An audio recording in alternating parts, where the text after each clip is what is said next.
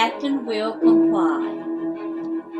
The Enterprise B limped home, having been hit by a spatial anomaly. 47 people were saved from it, along with 3 other people not listed on the manifest of the ship they were beamed from.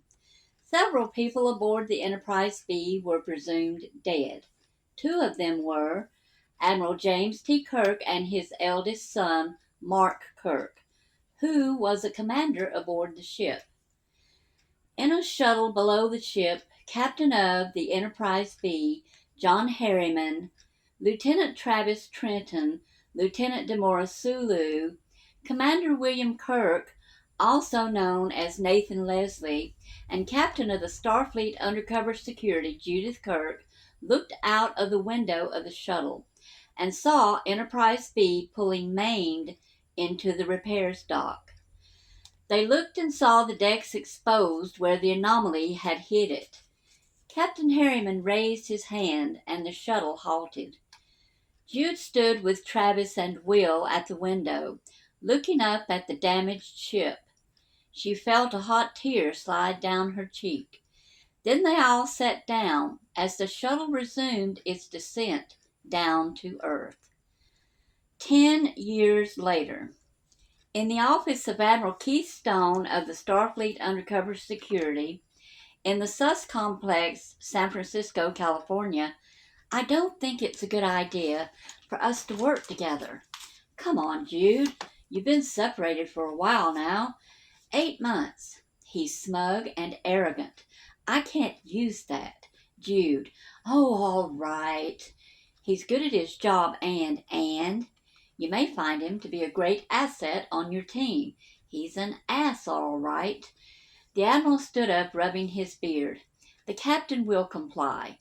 He can do this. Oh, Keith, he's only going to slow things down.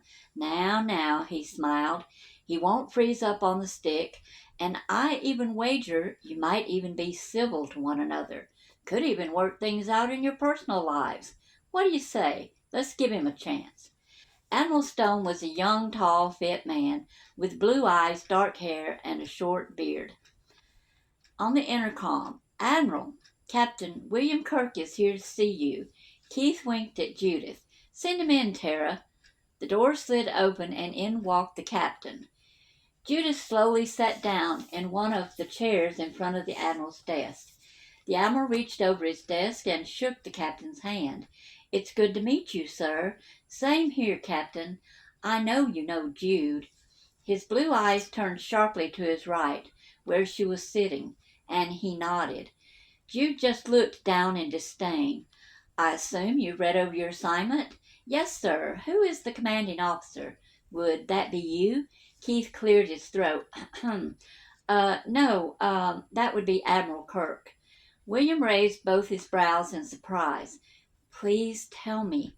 You didn't just say, you have a problem with me, soldier? Judith snarled. Well, yeah. And they both stood up, yelling at each other. Then Admiral Stone yelled, Quiet! And they stopped and looked at him. I'm leaving you both to hash this out. Either you work together or you'll be in my holding cell. You will be working together. Just hash it out before I get back. And my office had better be in one piece, Jude. And with that he left his office. William stood there as the door slid shut behind him. I'm not about to work with you, he said quietly. Why? Am I incompetent? You know why. Admiral Stone has a lot of faith in you, and against my better judgment, I agreed to work with you. Putting our differences aside, I think this short assignment could possibly bolster both our careers. At the least, it would yours. Can you get any higher than a rear admiral, Jude? Maybe, but before you turn it down completely, the facts are that it's just a repo job. We won't be going in guns a-blazing. I could order you to. He walks over to her. That would be an abuse of power. She curled up one side of her mouth. You accusing me of abuse? How many times have you bent the rules? But then rules don't apply to you, do they? Your point? She took a deep breath. It won't hurt us to work together just once. I'm busy, got friends to hang out with, things to do.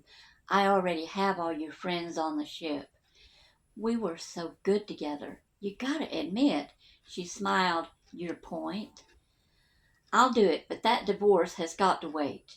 After the assignment, if things don't fall back together, I'll sign the papers and we won't ever work together again. Jude composed herself and said, deal, then walked out, leaving him standing there.